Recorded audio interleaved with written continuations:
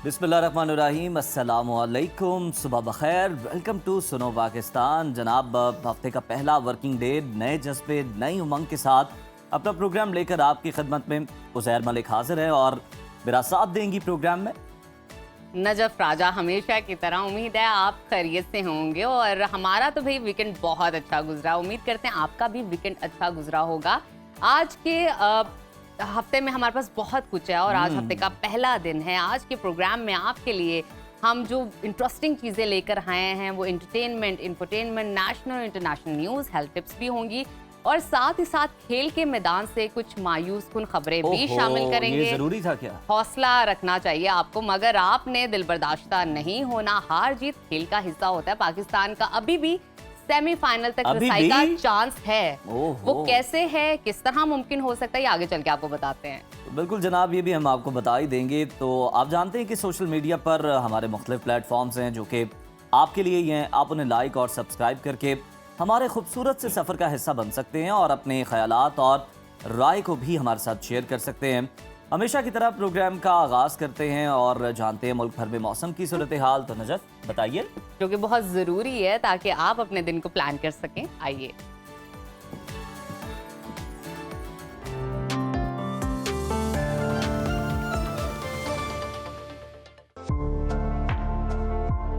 मुल्क में बर्फबारी और बारिश का नया स्पेल तैयार है। महकमा मौसमियात के मुताबिक आज से मगरबी हवाओं का सिस्टम मुल्क में दाखिल हो रहा है, जिससे खैबर पख्तूनख्वा, पंजाब, सिंध और बलूचिस्तान में 24 फरवरी से 2 मार्च तक बारिशें हो सकती हैं, जबकि बालाई इलाकों में बर्फबारी का सिलसिला मजीद तवील होने का इम्कान है। मुख्तलिफ शहरों में मौसम की क्या सूरत हाल है, आइए जानते हैं। सबसे पहले जिक्र करते हैं गिलगित बल्तिस्तान का, जहां शदीद सर्दी की लहर बरकरार है। गिलगित में दर्जा हरारत कम से कम -4 और ज्यादा से ज्यादा 1 डिग्री रहने का इम्कान है। स्कर्दू की तरफ चलते हैं। स्कर्दू में खून जमा देने वाली सर्दी है। कम से कम पारा -13 और ज्यादा से ज्यादा -5 डिग्री रहने की तवक्को है। महकमा मौसमियात के मुताबिक आइंदा 24 घंटों के दौरान गिलगित बल्तिस्तान में मौसम शदीद सर्द और पहाड़ों पर बर्फबारी का इम्कान है। और अब रुख कर लेते हैं आज़ाद कश्मीर की तरफ, जहां बालाई मकामात शदीद सर्दी की लपेट में हैं। मुजफ्फराबाद में कम से कम दर्जा हरारत 3 और ज्यादा से ज्यादा 17 डिग्री रहने का इम्कान है। श्रीनगर की तरफ चलते हैं। वहां पर आपको बताते हैं मतला अबर आलूद है। कम से कम पारा -1 और ज्यादा से ज्यादा 11 डिग्री रहने की तवक्को है। महकमा मौसमियात ने आइंदा 24 घंटों के दौरान आज़ाद कश्मीर में बालाई मकामात पर मौसम सर्द और मतला जुज़वी अबर आलूद रहने की पेशगोई की है। और अब आपके साथ शेयर करते हैं खैबर पख्तूनख्वा का मौसम, जहां पेशतर अजला में मौसम सर्द और खुश्क रहेगा। पेशावर में दर्जा हरारत कम से कम 7 और ज्यादा से ज्यादा 21 डिग्री रहने की तवक्को है। सवात की तरफ चलते हैं, जिसको पाकिस्तान का स्विट्जरलैंड कहा जाता है। वहां पर कम से कम पारा 4 और ज्यादा से ज्यादा 17 डिग्री रहने का इम्कान है। महकमा मौसमियात ने आइंदा 24 घंटों के दौरान सूबे के बेशतर अजला में मौसम सर्द और खुश्क रहने की पेशगोई की है। बनू, डेरा इस्माइल खान, चित्राल, बाजोड़ और वजीरिस्तान में गरज चमक के साथ बारिश और पहाड़ों पर बर्फबारी मुतवक्के है। आगे चलते हैं। अब रुख करते हैं सुबह पंजाब के मौसम की तरफ, जहां दिन का पारा बढ़ता जा रहा है। लाहौर में दर्जा हरारत कम से कम 11 और ज्यादा से ज्यादा 24 डिग्री रहने का इम्कान है। इस्लामाबाद की तरफ चलते हैं।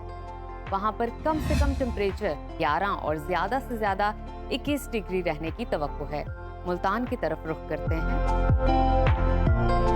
वहां पर कम से कम दर्जा हरारत 14 और ज्यादा से ज्यादा 26 डिग्री रहने का इम्कान है। महकमा मौसमियात के मुताबिक आइंदा 24 घंटों के दौरान डेरा गाजी खान, लिया, मुजफ्फरगढ़, खानेवाल, रहीम यार खान में गरज चमक के साथ बारिश का इम्कान है।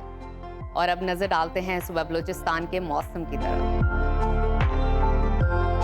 जहां बेशतर अजला में मौसम सर्द और अबर आलूद रहेगा। कोयटा का दर्जा हरारत कम से कम 4 और ज्यादा से ज्यादा 16 डिग्री रहने का इम्कान है। महकमा मौसमियात ने आइंदा 24 घंटों के दौरान कोयटा, ज़ियारत, चमन, मस्तों, पशीन, चागी, नोशकी, कल्लात, खुजदार, बारखान और हरनाई में तेज़ हवाओं के साथ बारिश का इम्कान जाहिर किया है।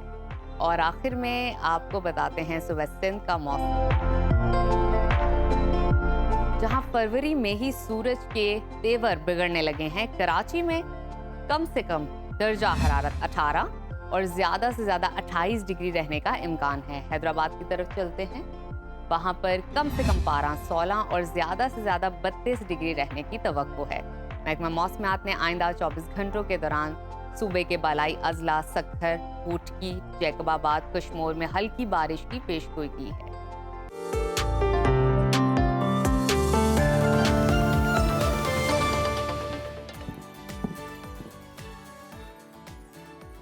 तो व्यूअर्स, मौसम का हाल तो आप जान चुके हैं। रुख कर लेते हैं खेल के मैदान का। तो जनाब, प्रोग्राम तो बढ़ गया।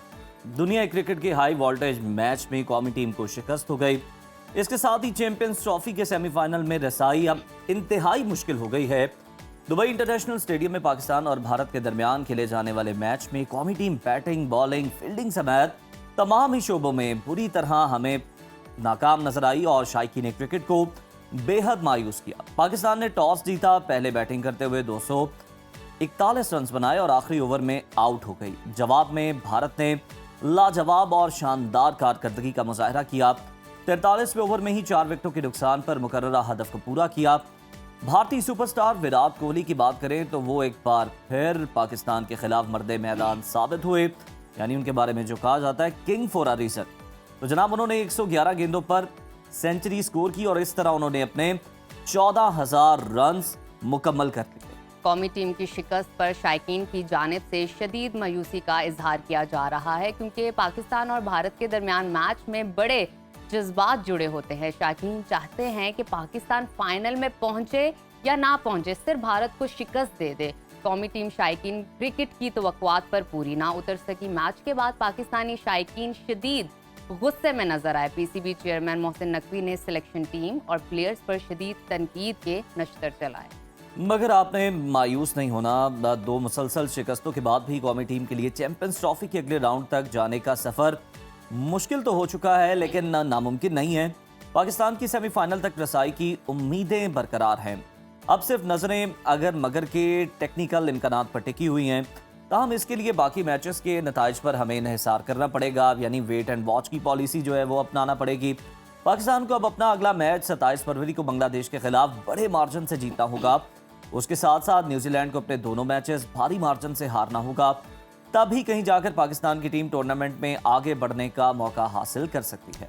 पाकिस्तान में शिकस्त की वजह क्या है और चैंपियंस ट्रॉफी में पाकिस्तान का आगे क्या बनेगा, इसी पर बात करने के लिए इस वक्त हमारे साथ मौजूद हैं स्पोर्ट्स तज्जियाकार अहमद नजीब सती, और साथ ही उनके हमें ज्वाइन किया है एंकर पर्सन है, स्पोर्ट्स एनालिस्ट है इरफान ज़हीन ने। आप दोनों को बहुत शुक्रिया कहती हूँ और वेलकम टू सुनो पाकिस्तान।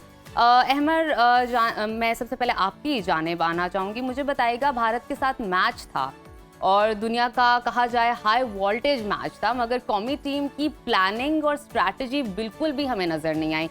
इसकी वजह क्या देखते हैं आप? जैसे आपस की बात है, ब्रॉडकास्टर्स या थोड़ा हाइप क्रिएट करके अब तो ये हाई वोल्टेज का लफ्ज़ इस्तेमाल किया जाता है। वैसे अगर आप देखें हकीकी पस मंजर में, तो अपनी दोनों टीमों का आपस में बहुत वक्त से कोई मैच नहीं है। तो वजह ये बड़ी कॉमन बेसिक सी वजह है। लेकिन अहमद, फिर भी इसको नफ्सियाती प्रेशर तो होता ही है दोनों टीम्स पर, भारत पर भी और पाकिस्तान पर भी, इस टीम का और इस बेसिकली मैच का। देखिए, अगर हम बहुत वक्त से अगर देखें ना, तो ये प्रेशर सिर्फ पाकिस्तान में होता है, भारत में नहीं होता। भारत बहुत कम, आपने वो इतने यूज्ड टू हो गए, इतनी हायर लेवल की क्रिकेट खेलते हैं, उनके प्लेयर्स इतने जी मैच्योर हो चुके हैं। ये प्रेशर हमारे पे ही होता है ना। आप हमारे खेलने के अंदाज से देख लें, तो अगर हम वजूहात की तरफ जाएंगे, बड़ी कॉमन सी रीजन है। देखिए, कोई भी आपके मुल्क में जो क्रिकेट के कोई भी ओहदा देख लें, सबसे ऊपर से लेकर नीचे तक सब नॉन प्रोफेशनल लोग हैं, नॉन मेरिट पर आए हुए लोग हैं। यानी उस ओहदे के हिसाब से, यानी जो ओहदा है ना, उसमें एक प्रोसेस होता है कि एक प्रोसेस या क्वालिफिकेशन के तहत आप आते हैं। तो सब लोग, आपके यहाँ अंपायर भी जो है वो सिलेक्शन कमेटी में है। आपके यहाँ जो पहले कोई कोच होता है वो सिलेक्शन कमेटी में आ जाता है। तो इस तरह दुनिया में कभी भी नहीं होता। फिर आपके कप्तान जो है वो 20, मेरा ख्याल है कि वो ठक्का लगा के 40 के स्ट्राइक रेट से एक टाइम पर खेल रहे थे, फिर 50 के स्ट्राइक रेट से। तो ये कहाँ इंटरनेशनल कोई खेलता है ना। आप इंटेंट देखें, आपकी इंटेंट अच्छा हो, आउट हो जाना वो खेल का पार्ट है, वो प्रॉब्लम नहीं है। लेकिन आप मॉक बिल्कुल आपने सही कहा अमर, वो इंटेंट भी नजर नहीं आई इस सारी परफॉर्मेंस में। इरफान, मैं आपके पास आना चाहूंगा, जरा ये बताइएगा कि जो इस वक्त प्लेयर्स हैं उन पर तो बड़ी तनकीद हो रही है, लेकिन सिलेक्शन कमेटी जो है वो इससे अभी तक महफूज है। क्यों सिलेक्शन कमेटी पे आप समझते हैं कि उस तरह से तनकीद नहीं हो रही जितनी प्लेयर्स पर हो रही है, ताकि वो अपनी इस्लाह कर सकें, कोई बेहतरी कर सके? क्योंकि बड़ा अमल दखल तो उनका है, टीम तो उन्होंने सिलेक्ट की है। देखिए, ओवरऑल देखा जाए तो आपका पूरा का पूरा जो सिस्टम है वो चोक कर गया है। ये अभी से नहीं कर रहा, ये एशिया कप 2023 से स्टार्ट हुआ है। ये असल में इसको थोड़ा सा मुझे टाइम चाहिए होगा बात करने के लिए। ये डिजास्टर तब स्टार्ट हुआ जब लड़कों ने गिरीपन शो किया। ये आपको याद होगा 2023 में हम जुलाई या अगस्त के अंदर नंबर 1 भी आए ओडीआई रैंकिंग में, फिर हम उसके बाद गए एशिया कप में। इन लड़कों ने कहा उस टाइम के चेयरमैन ज़का अशरफ साहब से कि हमारे 300% सेंट्रल कॉन्ट्रैक्ट के पैसे बढ़ाए जाएं, अदरवाइज हम नहीं खेलेंगे। इन्होंने ब्लैकमेल किया, ग्रुपिंग की। उसके बाद क्या हुआ कि इन्होंने अपनी मर्जी के पैसे बढ़वाए। उसके बाद फर्दर मोर बैटल शुरू हो गई आपस में बाबर की और शाहीन की। इन्होंने उसके बाद जो लॉबिंग की, एक दूसरे के अगेंस्ट गए, ड्रेसिंग रूम का माहौल खराब हुआ, बड़ा कुछ है बताने को। खैर अभी मैं इसको शॉर्ट रखता हूँ।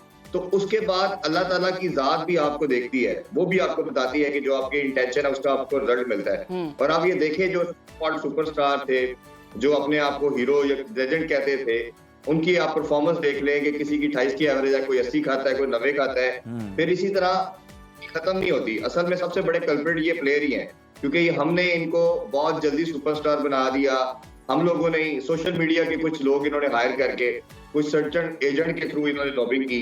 फिर बोर्ड के अंदर जो लोग आए, जैसे अहमद बात कर रहे थे, इन्होंने मेडियोकर लोगों को लेके आए। चले इरफान, कहीं तो कारकर्दगी अच्छी है ना सोशल मीडिया पे, चाहे टीम्स के जरिए हासिल की।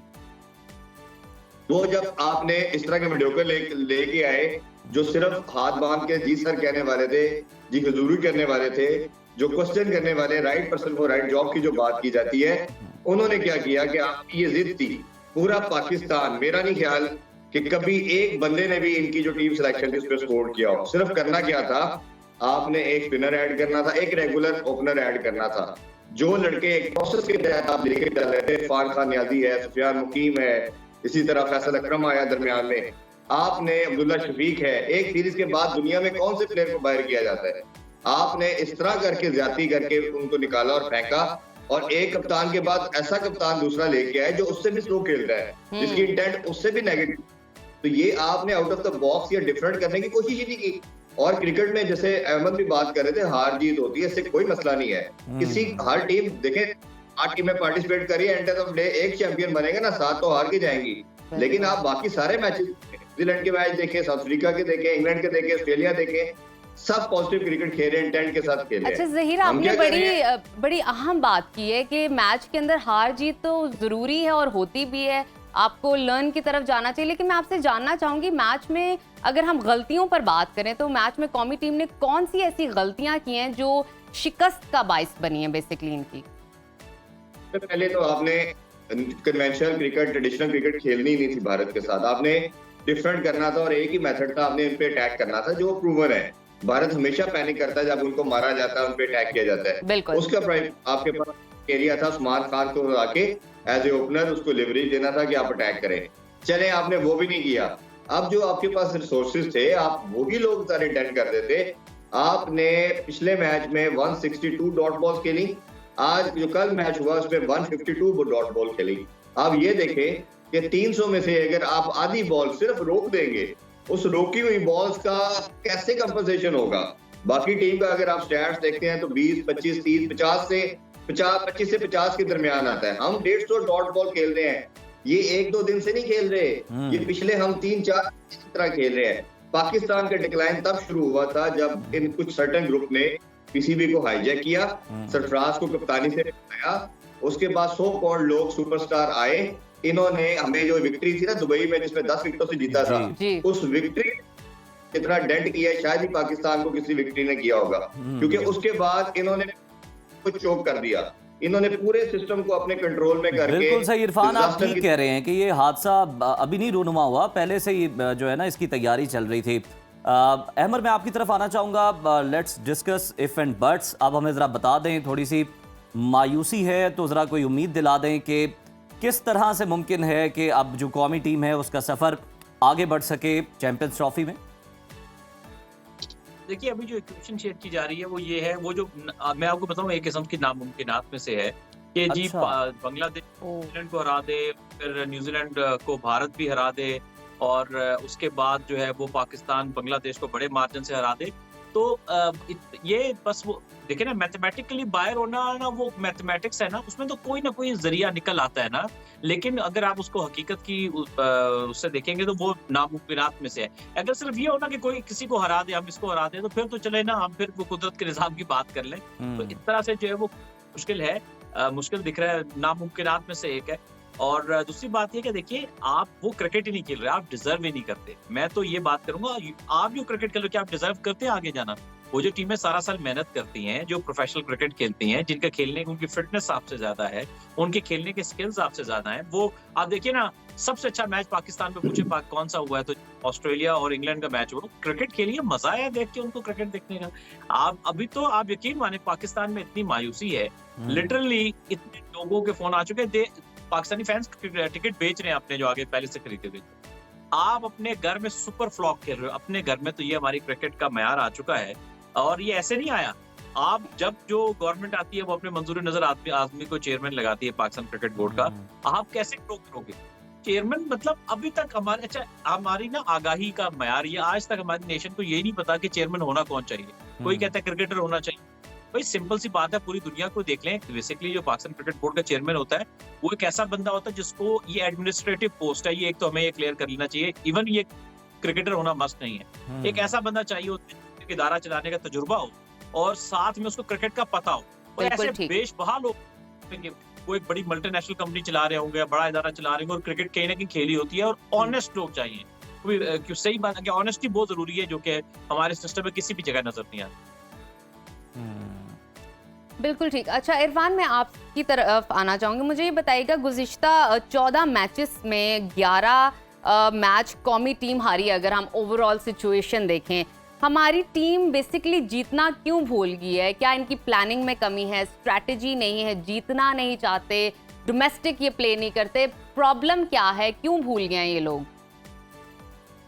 देखिए, प्रॉब्लम बहुत ज्यादा है, कोई एक दो नहीं है। ये लड़के जो हैं, ये छोटे फॉर्मेट और T20 की तरफ जाने की कोशिश कर रहे हैं। वो भी टीम के लिए नहीं, T20 में भी इनका डिजास्टर है, टेस्ट में इनका डिजास्टर है। सिर्फ एक ODI फॉर्मेट ऐसा था जो इनको सूट करता था, इनकी कुछ विक्ट्रीज थी। अब जब मैं फिर बात करूंगा, जो इंटेंशन की बात है, जब आपकी इंटेंशन ये होगी कि हमारे सेंट्रल कॉन्ट्रैक्ट के पैसे सिर्फ बढ़ जाए, जब इंटेंशन ये होगी कि हमने लीग का कितने पैसे मिलने हैं, जब इंटेंशन ये होगी कि हमने अपने आप को किस तरह बेहतर करना है। आप ये देखिए, दुनिया सारी की एग्जांपल देखे और पाकिस्तान की एग्जांपल देखे, तो हमारा हर प्लेयर आप देख ले, कैरियर पीक से स्टार्ट होता है, फिर कंटिन्यूसली डिक्लाइन की तरफ डिप आता है। दुनिया की अगर आप किसी भी प्लेयर को बात करेंगे, आप आज विराट कोहली की बात करें, रोहित शर्मा की बात करें, या किसी भी दुनिया के प्लेयर की बात कर लें, सबका कैरियर एवरेज प्लेयर से शुरू होता है और वो सुपरस्टार बनते हैं, लेजेंड बनते हैं। इनकी ना कोई ग्रूमिंग है, ना इनको गाइड किया जाता है कि आपके अंदर जो हंगर है, और ये कितनी बड़ी ब्लेसिंग है। You people are chosen by God. अल्लाह की कितना बड़ा करम नवाजी है कि आप 26 करोड़ अवाम में से 15-16 लड़के टीम के लिए सिलेक्ट होते हैं। और पाकिस्तान का सबसे ज्यादा, जिसे कहना चाहिए, लवेबल किस्म के आप लोग बन जाते हैं, ग्रांटेड लेते हैं। और अब इसका सबसे बड़ा नुकसान पता क्या मैं आपको बताने जो जा रहा हूँ? सबसे बड़ा नुकसान, जिस तरह आपकी जब विक्ट्रीज खत्म होती है, आपकी स्पोर्ट खत्म हो जाती है। आपने हॉकी के साथ किया, आपने स्क्वॉश के साथ किया, अब एग्जैक्टली सर्टेन ग्रुप है पाकिस्तान के अंदर जो इस टाइम क्रिकेट को डिमोलिश करने की तरफ चल रहा है, और ये लड़के उसका पार्ट बन रहे हैं। ये लड़के ना कि उसको बचाने की कोशिश कर रहे हैं, ये सिस्टम। इरफान, आप बड़ी अहम बात की तरफ निशानदेही कर रहे हैं, और बड़ी आपने मैं कहता हूँ कि करेक्ट एग्जाम्पल दी है कि जिस तरह से हमने देखा हमारे जो हॉकी, स्क्वॉश, वो जवाल पसीर हुए, इस तरह से क्रिकेट में भी की जा रही हैं। और हम दुआ करते हैं कि अल्लाह करे इस तरह की कोशिशें हरगिज़ कामयाब ना हो। बहुत शुक्रिया इरफान ज़हीर हमारे साथ मौजूद थे।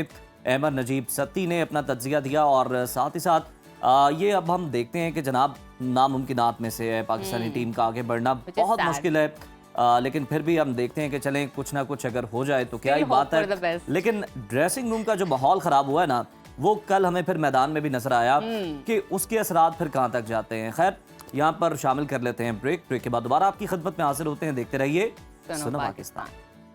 Welcome back to Suno Pakistan. Programme में आगे बढ़ेंगे और बात करेंगे। तो आजकल हम सुन रहे हैं हर जगह सोलर एनर्जी के बारे में, क्योंकि इस वक्त मुल्क में बिजली बहुत महंगी है और आम शहरियों के लिए बिजली का बिल एक चैलेंज बन चुका है। पाकिस्तान में आम आदमी के लिए बिजली का 1 यूनिट की जो कीमत है 56 रुपये बताई जा रही है। भारत में बिजली का 1 यूनिट 16 रुपये 80 पैसे, जबकि बांग्लादेश की बात की जाए तो 1 यूनिट बिजली की कीमत में 22 रुपये 40 पैसे हैं। खित्ते में सबसे ज़्यादा पाकिस्तान में बिजली महंगी है, इसलिए लोग सोलर एनर्जी की तरफ जा रहे हैं। सोलर एनर्जी का ना सिर्फ हम सुनते हैं बल्कि अब तो बहुत सी छतों पे दिखाई भी देता है। ग्रीन मीटर्स जनाब नीचे लगे हुए हैं और इस हवाले से मुख्तलिफ नई टेक्नोलॉजीज़ भी मुतारिफ करवाई जा रही हैं, जो कि ना सिर्फ ज़्यादा मौसर है बल्कि सस्ती भी हैं। जदीद टेक्नोलॉजी किस तरह सोलर एनर्जी को मौसर और पायदार बना रही है, इसी पर बात करने के लिए हमें ज्वाइन किया है सोलर एनर्जी एक्सपर्ट है महमूद ताहिर साहब। महमूद साहब, बहुत शुक्रिया आपके वक्त का।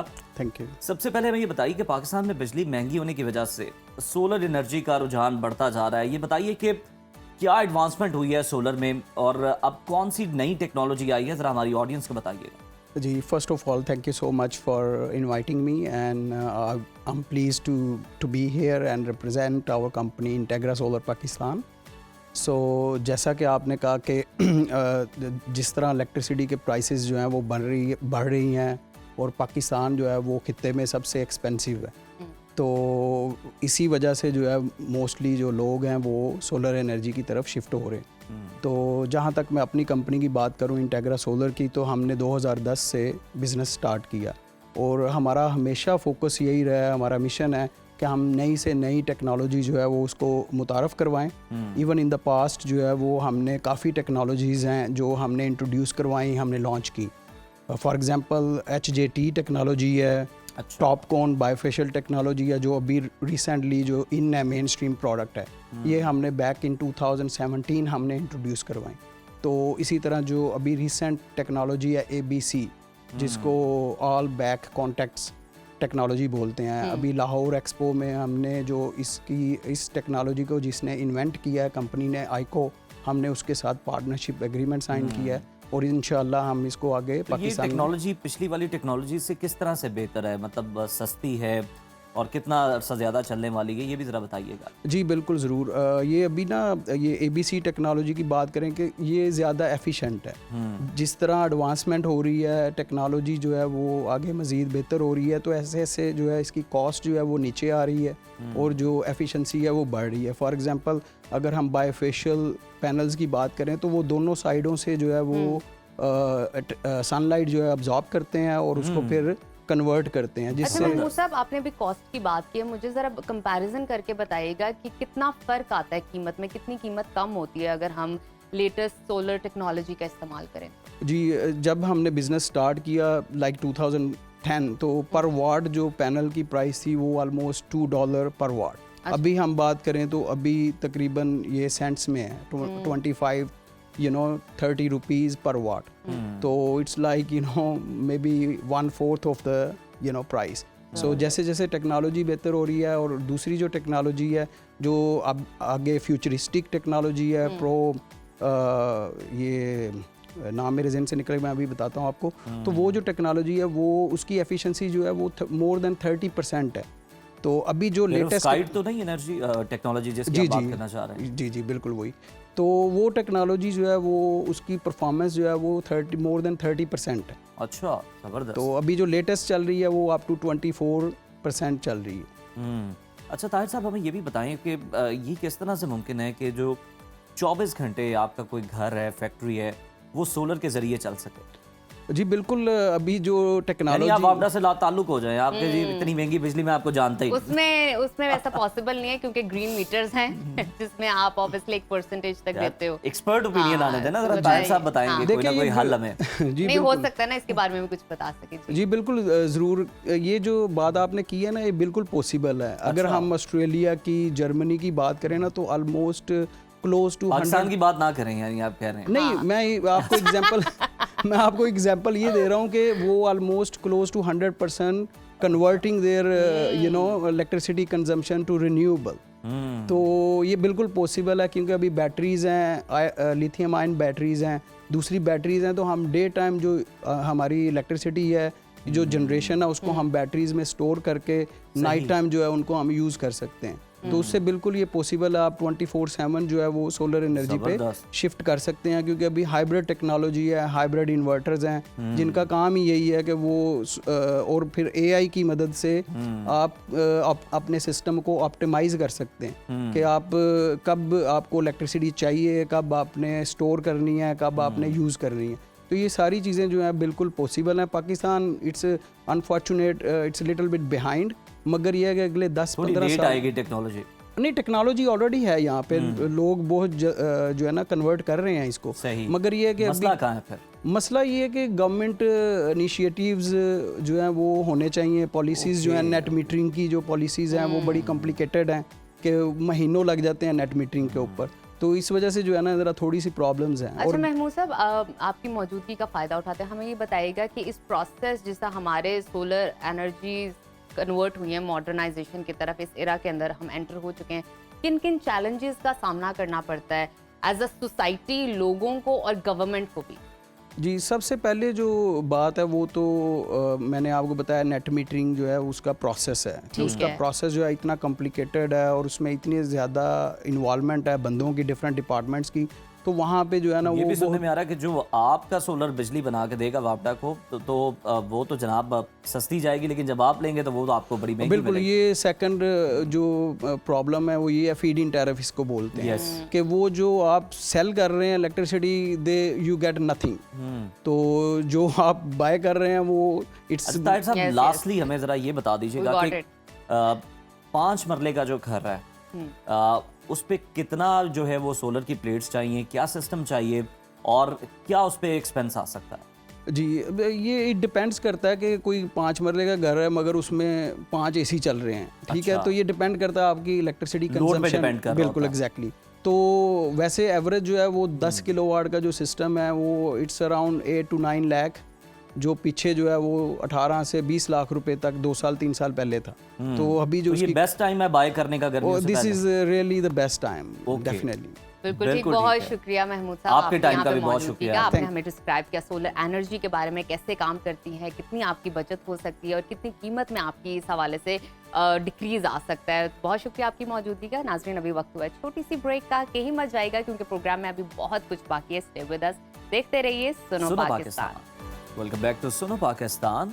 लाहौर रोशनियों, रंगों और तारीख का शहर कहलाता है, मगर ये सिर्फ तारीखी इमारतों, मज़ेदार खानों और रंगारंग सकाफत का गहवारा ही नहीं, बल्कि अदब, शायरी, फ़नून लतीफ़ा की सरजमीन भी है। और जब बात हो अदब की तो लाहौर का अदबी मेला एक ऐसी महफिल है जहाँ लफ्ज़ जिंदा हो जाते हैं, ख्यालात बुलंद हो जाते हैं और अदब की खुशबू हर तरफ बिखर जाती है। पाकिस्तान के सबसे बड़े अदबी मेले के हवाले से रुबीना यूसुफ ने खुसूसी पैकेज तैयार किया है। Enjoy the package.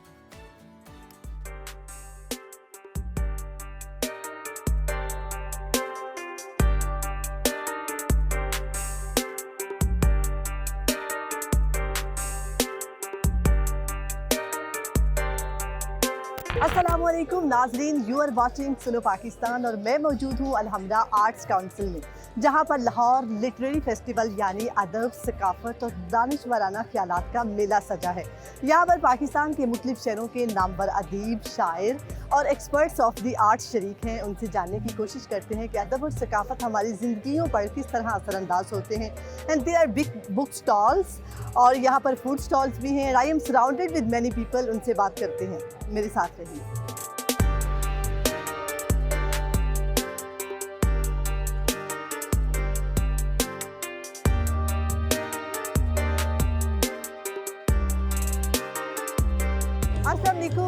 वालेकुम सलाम। आपने अपना स्टॉल किस चीज़ का लगाया हुआ? हमने अपने स्टॉल ड्राई फ्रूट्स का लगाया है। मैं बेसिकली उनजा से हूँ। इधर लाहौर में हम ड्राई फ्रूट्स बेचते हैं। पहले भी हमने इधर स्टॉल लगवाई थी, हमारा एक्सपीरियंस अच्छा रहा, इस बार भी लगवाई है, तो इस बार भी माशाल्लाह से अच्छा जा रही है। तो आप कुछ कहना चाहेंगे कि इस तरह के इवेंट्स होते रहें? हाँ, इस तरह के इवेंट्स होते रहेंगे तो अच्छा है, क्योंकि बाहर से भी लोग इधर आते रहेंगे तो हमारे लिए फिर अच्छा ही होता है इधर। तो आप कितने प्यारे बैग्स बेच रही हैं। ये स्टॉल्स पहले भी आपने कभी लगाया है या आज पहली बार? लगाया है और मैंने बाकायदा इसकी एजुकेशन ली है। तकरीबन 2 साल में मैंने 24 कोर्स किए ma'am. because many widows underprivileged connected with us in our foundation.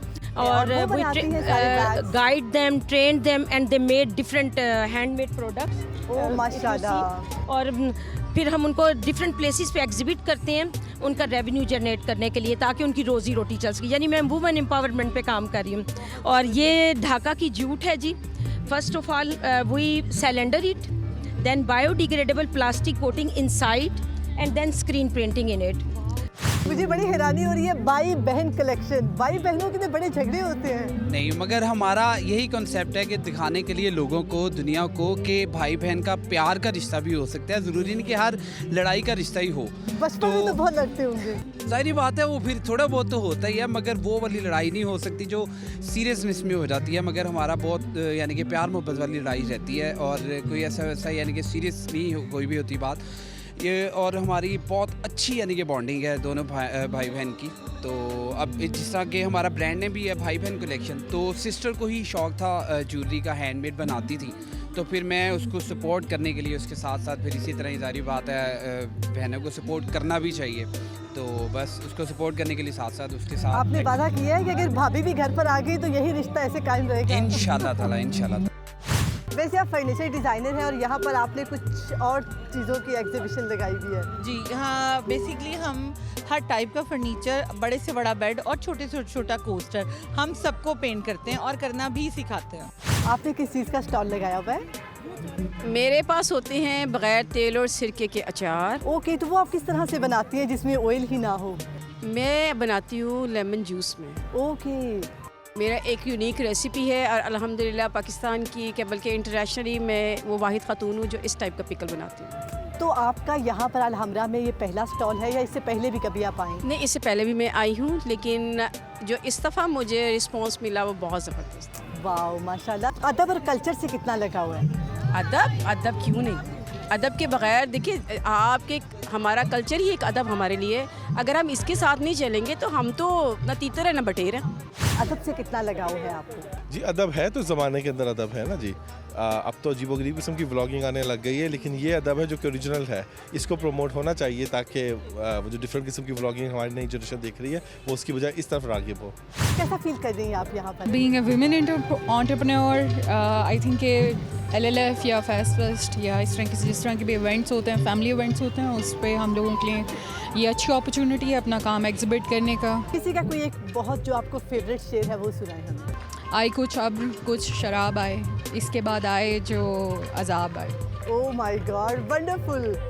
जब आप सिर्फ विजुअल वो करते हैं ना, स्क्रीन पे देखते हैं टीवी या सोशल मीडिया या ये, तो पावर ऑफ कंसंट्रेशन थोड़ी कम होती है।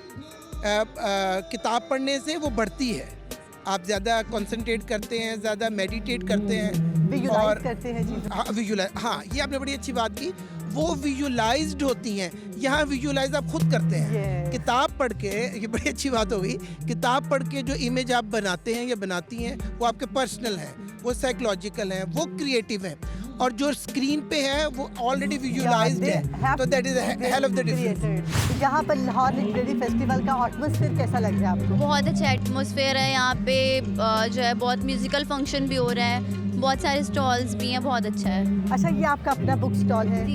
ये आपने पहली बार यहाँ अलहमरा में लगाया या इससे पहले भी आप लगा चुके हैं? हम यहाँ पे लगाते रहते हैं और जो है काफ़ी अच्छा रिस्पॉन्स भी आता है।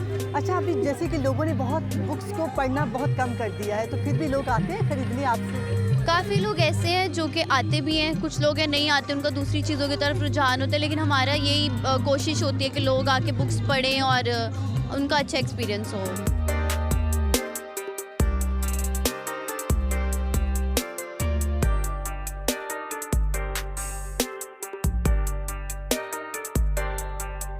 जी नाज़रीन, अलहमरा आर्ट्स काउंसिल में होने वाला ये लिटरेरी फेस्टिवल वाकई ही अदब से मोहब्बत करने वालों के लिए एक खूबसूरत एक्सपीरियंस है। यहाँ की रौनक, दानिश्वरों की गुफ्तगू और किताबों से जुड़ा ये हसीन मंजर हमें दिखाता है कि अदब अभी भी ज़िंदा है। उम्मीद है कि आपको ये आज का सेगमेंट बहुत पसंद आया होगा। ऐसे ही सेगमेंट्स देखने के लिए देखते रहिए सुनो पाकिस्तान।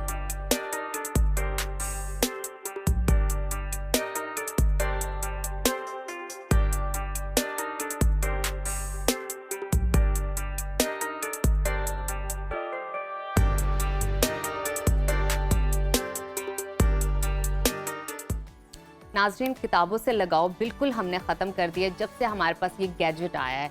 हमने किताबों को रीडिंग करना, उनमें से सबक सीखना हमने ख़त्म कर लिया, लेकिन पैकेज देख के महसूस हुआ, अच्छा लगा कि ऐसे भी अभी बहुत सारे परसेंटेज है लोगों की जो बुक रीडिंग पसंद करते हैं, बुक्स को ख़रीदना पसंद करते हैं, बुक्स में से पढ़ना पसंद करते हैं। बिल्कुल जी, बुक्स तो खरीदनी ही चाहिए और जो मांगी हुई बुक्स है ना वो पढ़ी नहीं जाती है अक्सर। ये भी है।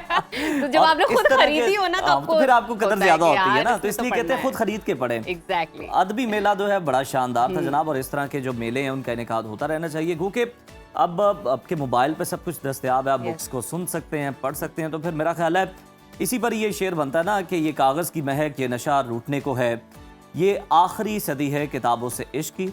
ब्रेक के बाद हासिल क्या बात है। Take a break. Welcome back to Suno Pakistan. नाजरीन, किस्मत के खेल निराले होते हैं और अगर किस्मत का हाल पहले ही पता चल जाए तो जिंदगी कितनी आसान हो जाती है।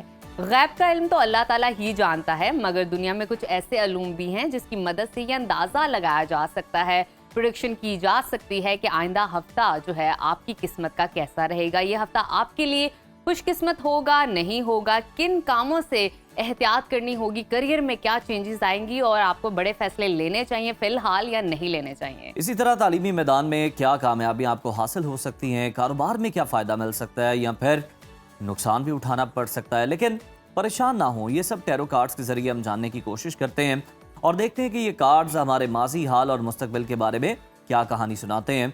तो इस वक्त हमारे साथ हस्ब रिवायत मौजूद है मारूफ tarot card reader Daud Ahmed. Daud ji, Daud साहब कैसे हैं आप? खैरियत से हैं? जी, आपका शुक्रिया। सर बिला ताखीर एरीज से स्टार्ट कर लेते हैं कि एरीज वालों का ये हफ्ता कैसा रहने वाला? 3 स्टार्स अगर ख़ास रेमेडीज़ का इस्तेमाल करेंगे तो उनकी ज़िंदगी में बहुत ज़बरदस्त, खासकर 2025 में तब्दीलियाँ आने वाली हैं। वो रेमेडीज़ मैं आपको बताऊंगा, उन रेमेडीज़ को इस्तेमाल करके आपने बेहतरीन हिकमत अमली अपनानी है। तो सबसे पहले चलते हैं एरीज़।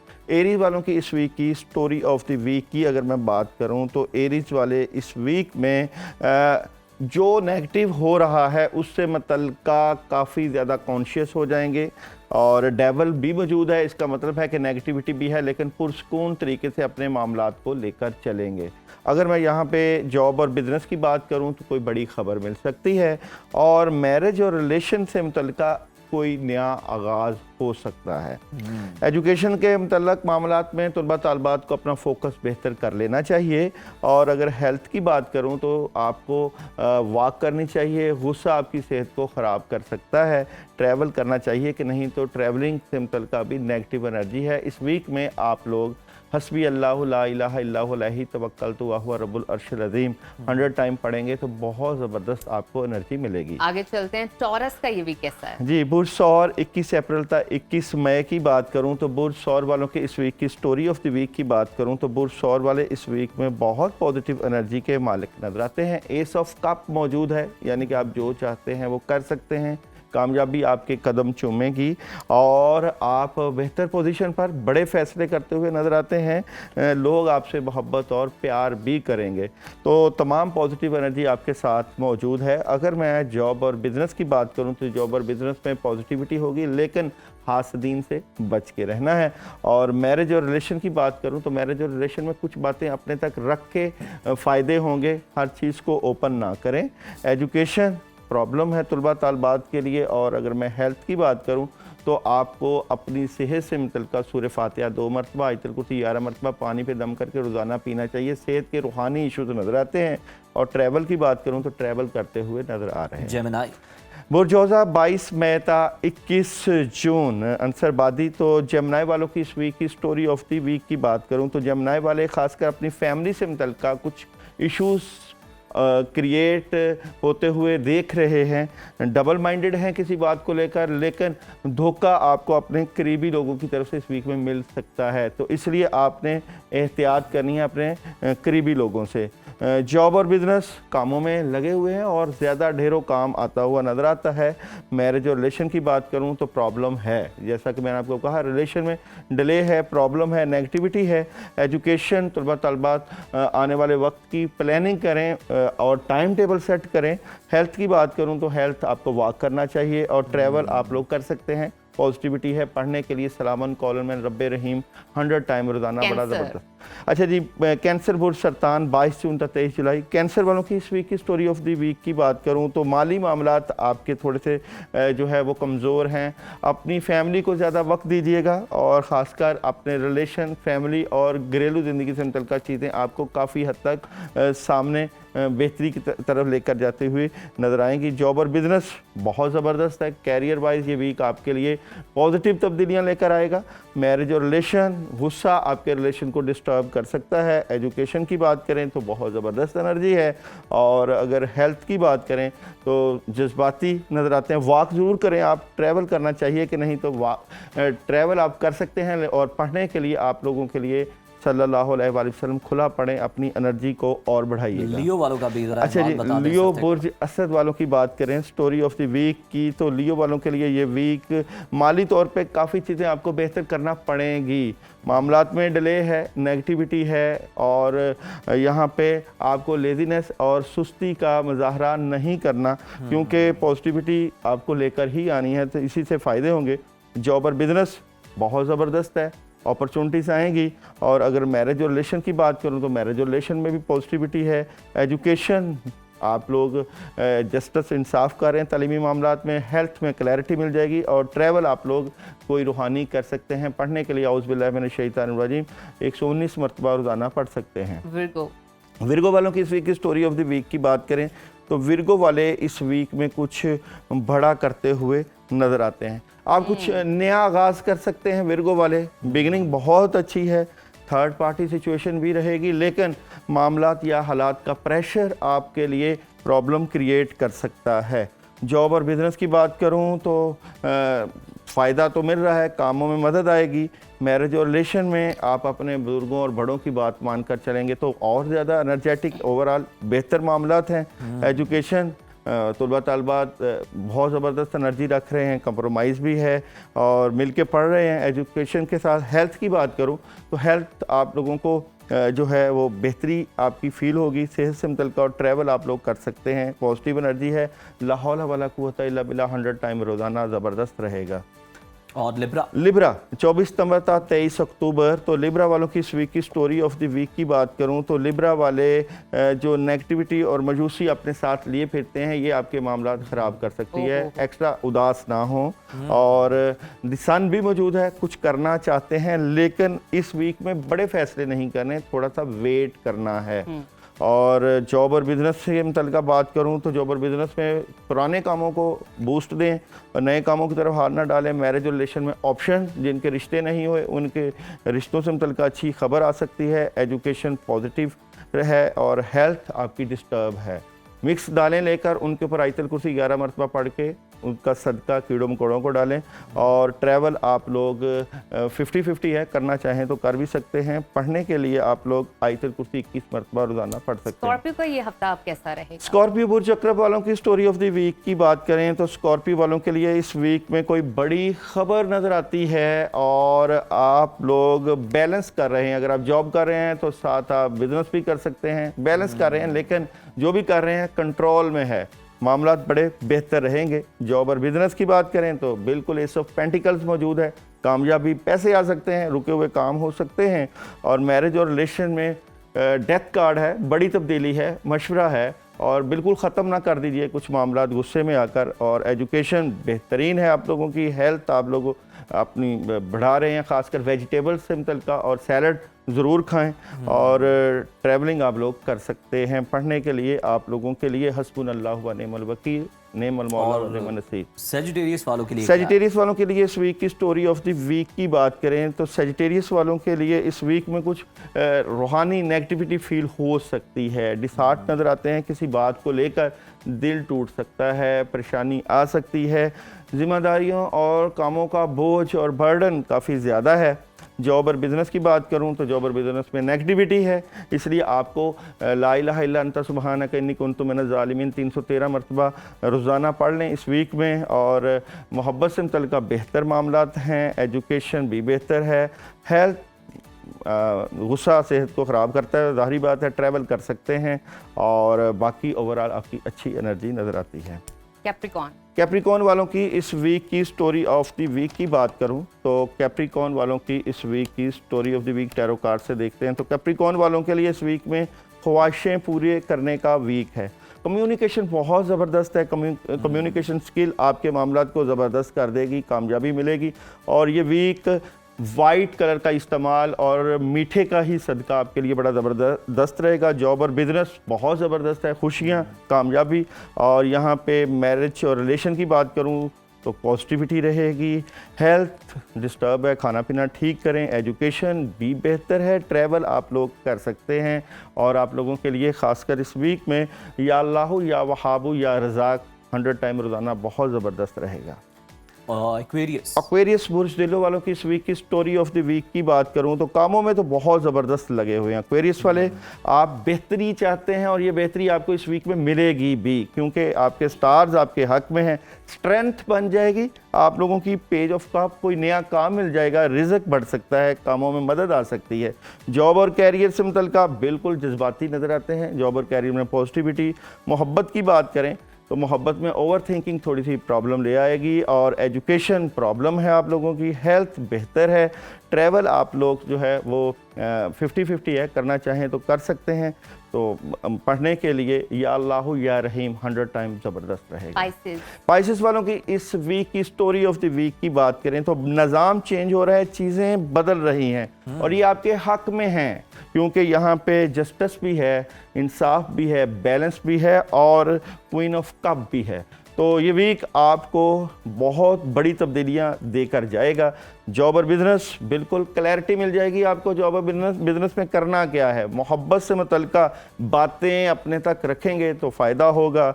एजुकेशन बहुत ज़बरदस्त है तलबा तालिबात की। हेल्थ की बात करें तो वॉक तो करेंगे आप, क्योंकि आपके लिए इस वीक में ज़्यादा हेल्थी लाइफ स्टाइल होना चाहिए। ट्रैवल आप लोग कर सकते हैं और पढ़ने के लिए आप लोग इस वीक में औज़ बिल्लाहि मिनश शैतानिर रजीम 319 मरतबा रोज़ाना पढ़िएगा। बिल्कुल ठीक, बहुत शुक्रिया दाऊद साहब आपकी मौजूदगी का। हमेशा आप हमारी रहनुमाई करते हैं प्रोडक्शंस के हवाले से। तो अभी वक्त हुआ है छोटी सी ब्रेक का, कहीं मत जाइएगा, देखते रहिए सुनो Pakistan. Welcome back to Suno Pakistan. Programme में अब आगे बढ़ेंगे और बात करेंगे सेहत के हवाले से। तो कहा जाता है सेहतमंद जिंदगी के लिए सुबह का नाश्ता बादशाहों जैसा होना चाहिए, मगर कुछ अफराद हम देखते हैं कि नाश्ता छोड़कर भी वो फिट रहते हैं, सेहतमंद नजर आते हैं। आजकल दुनिया में एक नया ट्रेंड आ गया और हर किसी को ही लाखों लोग वज़न कम करने के लिए और सेहतमंद रहने के लिए ये ट्रेंड फॉलो करते हैं। और जी हाँ, मैं बात कर रही हूँ इंटरमिटेंट फास्टिंग की। माहिरीन के मुताबिक इंटरमिटेंट एक ऐसा तर्ज अमल है जिसमें वक्त की पाबंदी के साथ खाने की रूटीन को सेट कर लिया जाता है और फिर हैरत अंगेज तौर पर यह जिस्म को एक्टिव और दिमाग को भी तेज़ करता है। इंटरमिटेंट से ना सिर्फ वज़न कम करने बल्कि जिस्म के अंदरूनी निज़ाम को भी बेहतर बनाने में मदद मिलती है। और ये है क्या सिलसिला, क्या वाकई इससे सेहतमंद रहा जा सकता है? क्या ये सब के लिए महफूज फ़ायदेमंद हो सकता है या फिर इसके कोई साइड इफ़ेक्ट्स भी हैं? यानी तमाम सवालात के जवाब जानते हैं। हमारे साथ मौजूद हैं माहिर ग़िज़ाइयत डॉक्टर सहर चावला। डॉक्टर साहिबा, वेलकम टू सुनो पाकिस्तान। हमें सबसे पहले तो ये आप बता दीजिए कि कितना दुरानिया होना चाहिए और कितनी बेनिफिशियल है intermittent fasting? Intermittent fasting is beautiful. अभी जैसे हम शो से पहले बात कर रहे थे, ये ज़ाब्ता हयात होना चाहिए, मतलब ज़िंदगी आपको गुजारनी ही इसके ऊपर है। इंटरमिटेंट फास्टिंग का मतलब है कि सर्टेन ऐसे घंटे हैं जिसमें मेरा रोज़ा होगा, मैं फास्ट करूँगी, उसमें मैंने नहीं खाना, और एक मेरा ईटिंग पीरियड है, एक विंडो पीरियड है जिसमें मैंने नहीं खाना, एक मेरा ईटिंग पीरियड है कि अगर मैं खाऊँगी तो उसी में ही मैं खाऊँगी। अब इंटरमिटेंट फास्टिंग की डिफरेंट टाइप्स होती है, कौन सी आपने करनी है, कौन से आपने नहीं करनी है। देखिए जी, इससे कि आप इंटरमिटेंट फास्टिंग के फ़ायदे उठा सकें, आपको उसको फॉर अ सर्टेन पीरियड, कम से कम 1 से 2 महीने आपकी बॉडी में वो कॉन्टिन्यूस रहेगी, तो उसके बाद आप उसके फ़ायदे उठाएंगे ना।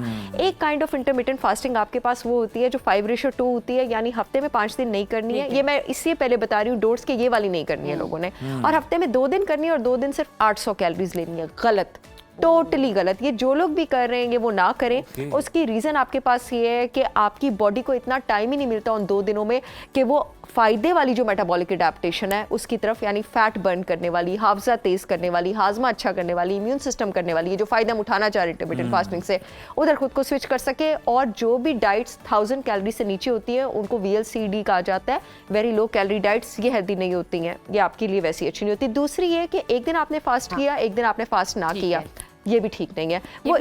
वो इसलिए कि आपकी बॉडी ने अभी इंटरमिटेंट फास्टिंग की तरफ अगेन स्विच नहीं किया और अगले दिन फिर आपने अपना पैटर्न तोड़ दिया। अब आपने करनी कौन सी है?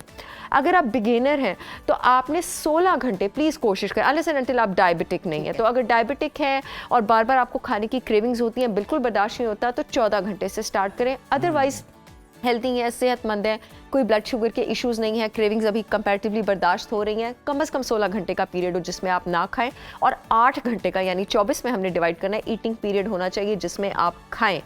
लेकिन जो सबसे बड़ी गलती आपने नहीं करनी, वो आपने ये नहीं करनी कि ये नहीं आपका जो ईटिंग पीरियड है वो रात के 12 से सुबह के 8 है।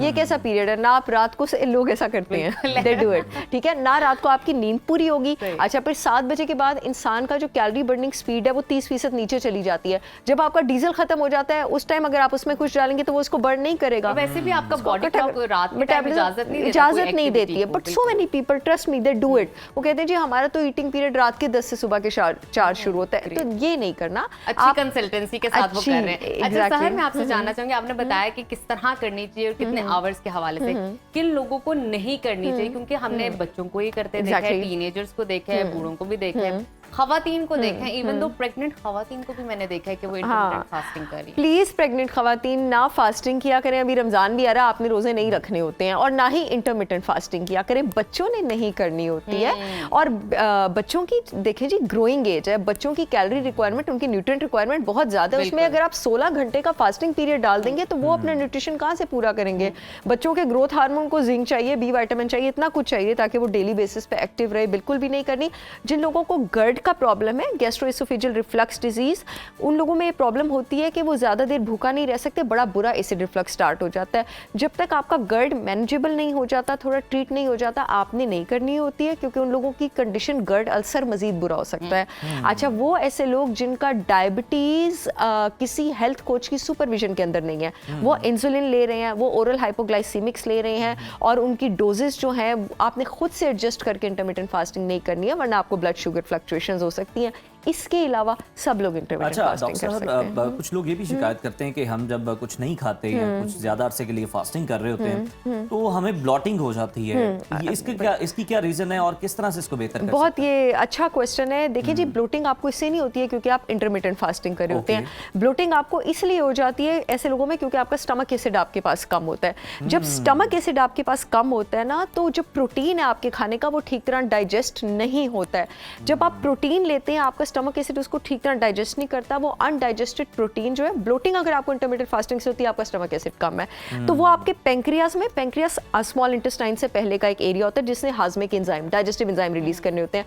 क्योंकि मैदे ने अपना काम नहीं किया होता, वो लोड आपके पास पेंक्रियास पे ज़्यादा पड़ता है, तो आपको ब्लोटिंग फील होती है। एक और भी रीज़न हो सकती है, मैं बता दूं आपको, कुछ लोगों को सीबो होता है, उनको फाइबर सूट नहीं करता, यानी छोटी आंत में बैक्टीरिया ज़्यादा होता है जहाँ पर हाजमे का एंजाइम ज़्यादा होना चाहिए, बैक्टीरिया बड़ी आंत में होना चाहिए।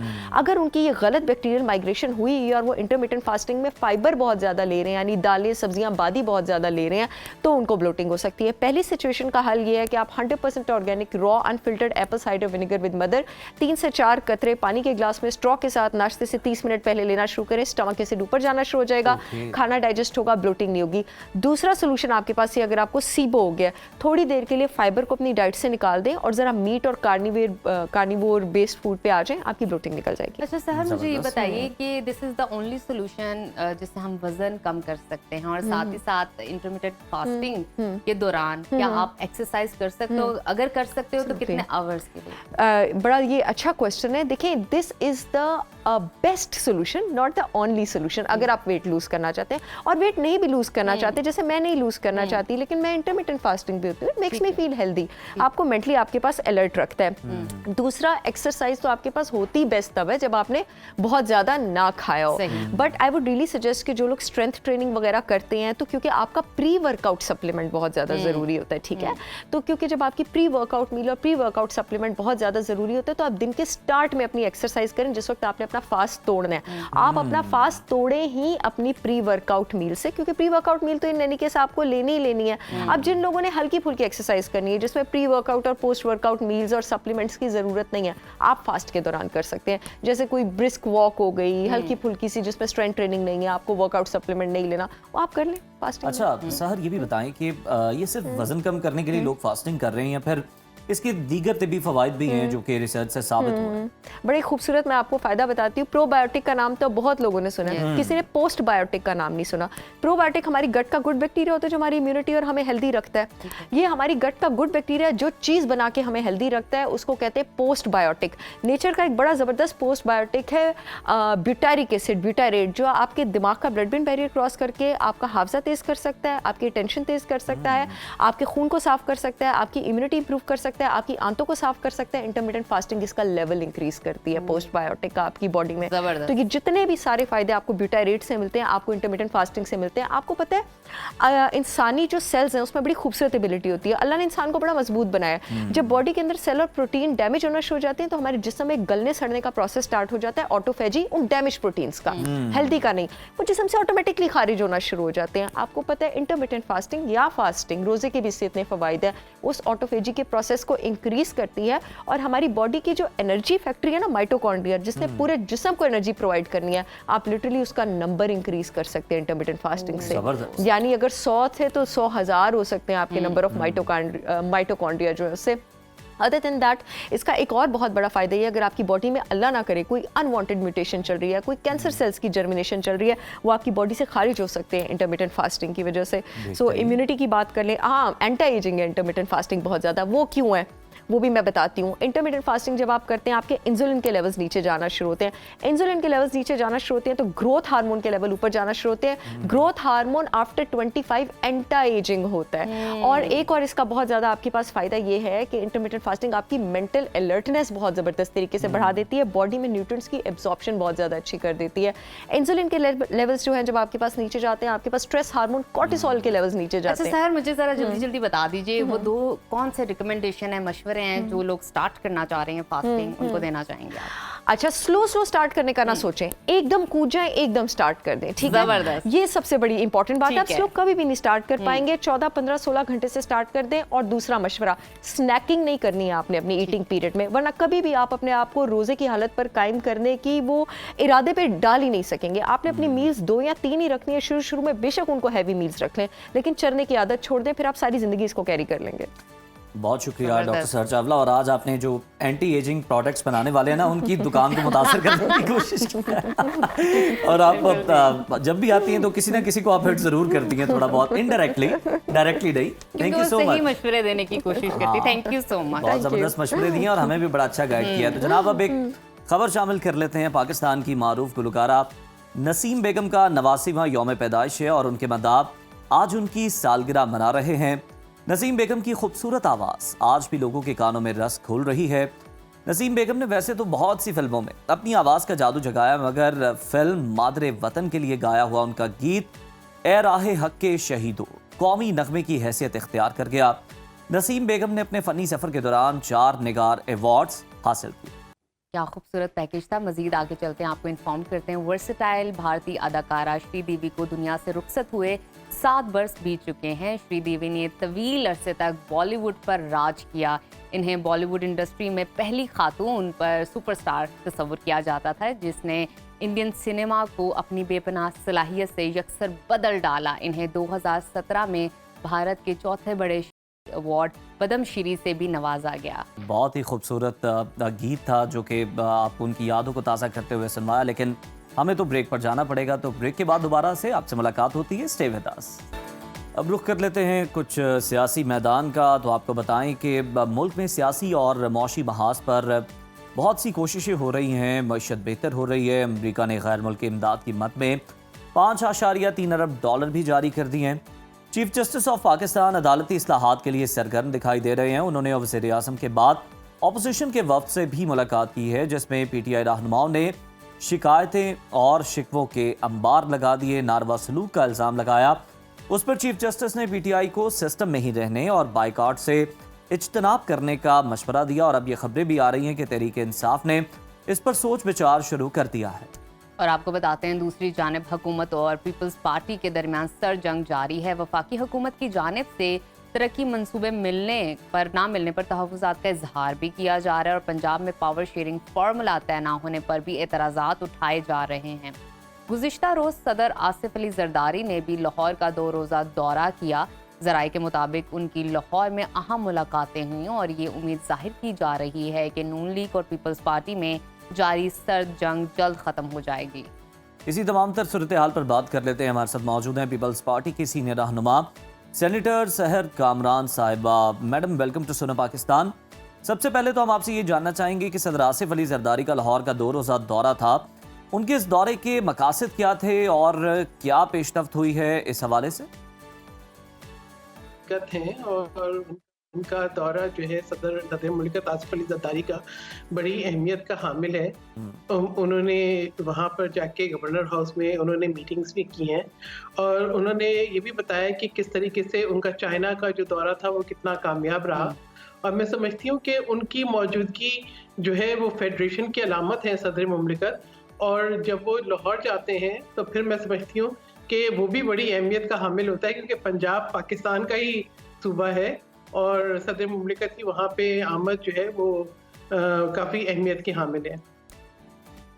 बिल्कुल ठीक। हमें इस हवाले से भी आगाह कीजिएगा कि पीपल्स पार्टी और नून लीग के दरमियान ये जो सर्द जंग जारी है, मगर पिछले कई दिनों से पीपल्स पार्टी की जानिब से अचानक खामोशी छा गई है। क्या पीपल्स पार्टी के शबाज हुकूमत से तहफ़्फ़ुज़ात दूर हो गए हैं और पंजाब में पावर शेयरिंग फार्मूला तय पा गया है? मैं समझती हूँ अब आप सही बात पर आए कि सदर मुमलिकत जो है उन्होंने हमेशा मफाहमत की बात की है और उनकी लाहौर में मौजूदगी भी इसलिए इम्पोर्टेंट थी कि वो मिले पंजाब की क़यादत से, पीपल्स पार्टी की, और ये देखें कि जो मामलात हैं उनपे क्या संगीनी है। जो रवैया है मुस्लिम लीग नवाज का, मैं समझती हूँ उस पर हमें बहुत ज़्यादा तहफ़्फ़ुज़ात हैं, क्योंकि ना सिर्फ ये कि पार्लियामान में हमें उनकी गैर संजीदगी नज़र आती है, बल्कि ख़ुसूसी तौर पे पंजाब के अंदर वो पीपल्स पार्टी को जो है जो एक उसका जायज़ मकाम है वो नहीं दे रहे, और ना ही जो है वो अहम तरीन मामलात के अंदर मशावरत को ज़रूरी समझते हैं।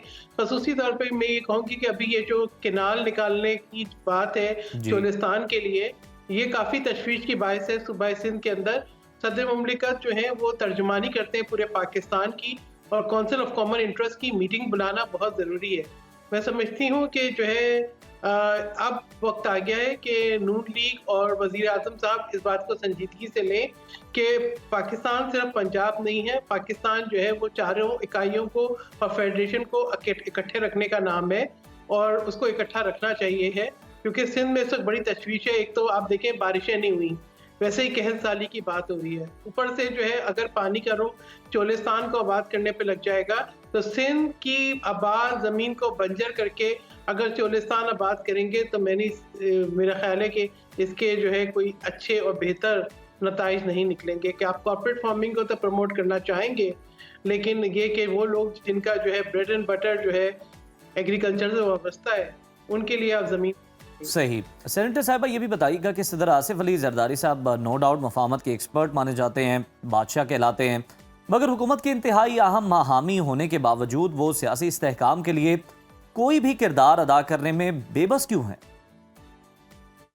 मुमलिकत ने तो हमेशा मफाहमत की बात की है, हमेशा पाकिस्तान की बात की है, हमेशा सबको साथ लेके चलने की बात की है, हमेशा जो है सबको दावत दी है कि वो आए और बात करें।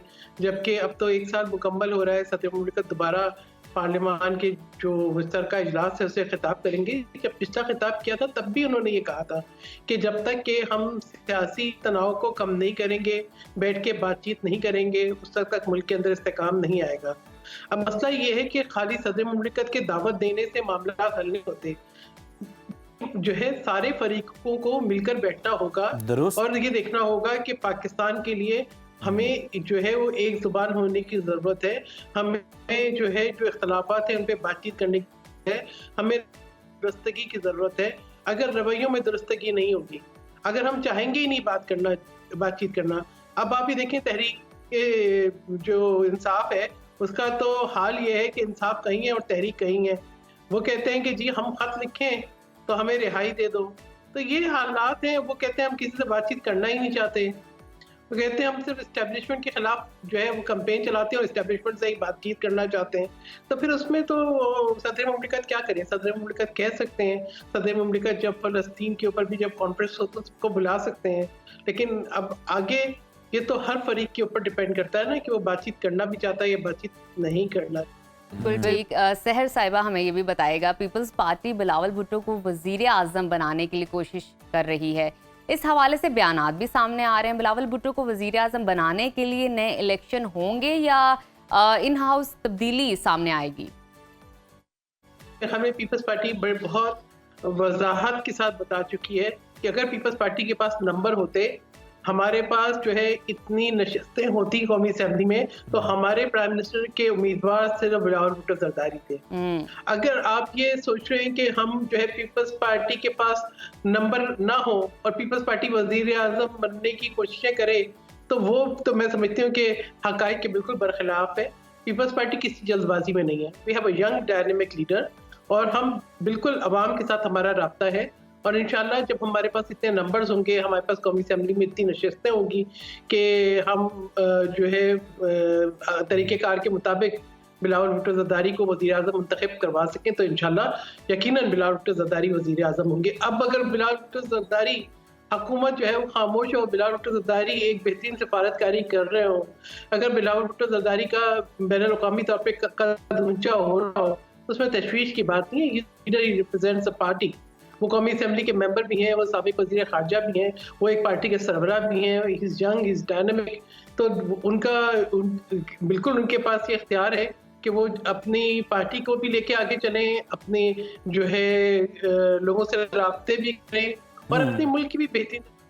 सहर साहबा, सियासी के बाद कुछ अदालती मामलात की बात कर लेते हैं। चीफ जस्टिस ऑफ पाकिस्तान की जानिब से हम देख रहे हैं कि अदालती इस्लाहात के लिए कोशिशें हो रही हैं। पहले उन्होंने वज़ीर आज़म से मुलाकात की, फिर ऑपोजिशन के वफ़द से भी वो मिले। क्या आपको लगता है कि चीफ जस्टिस गैर मुतनाज़ और मुतफ़िका तौर पर अदालती इस्लाहात लाने में कामयाब हो सकेंगे? देखिए, मैं इन मुलाकातों के बारे में तो कुछ नहीं कहना चाहती कि चीफ जस्टिस को वज़ीर आज़म से या अपोजिशन से मुलाकातें करनी चाहिए या नहीं करनी चाहिए।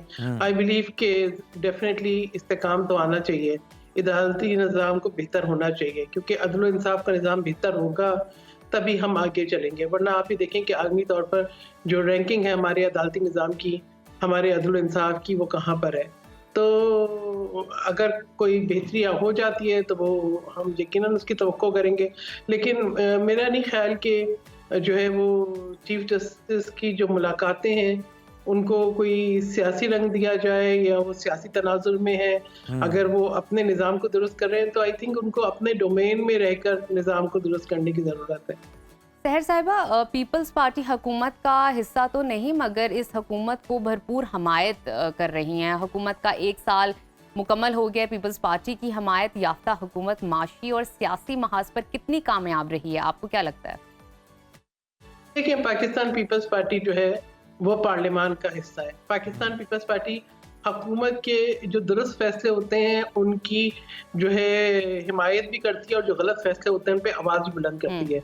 हमें बहुत सारे हम मईशत में अगर कोई बेहतरी के आसार हैं तो हम उसको खुशाइन समझते हैं, लेकिन कुछ फिगर्स हमें डेफिनेटली डिस्टर्ब करते हैं। जैसे ट्रेड डेफिसिट मुसलसल हो रहा है, जिस तरीके से मुल्क की जो डोमेस्टिक इंडस्ट्री जो हमारी है उसके अंदर हम देखते हैं कि जी आपने एक तरफ जो है जो लोकल प्रोड्यूस हो रही है कॉटन, उस पर आपने 18% टैक्स लगाया हुआ है, जबकि जो इम्पोर्टेड है वो टैक्स फ्री है।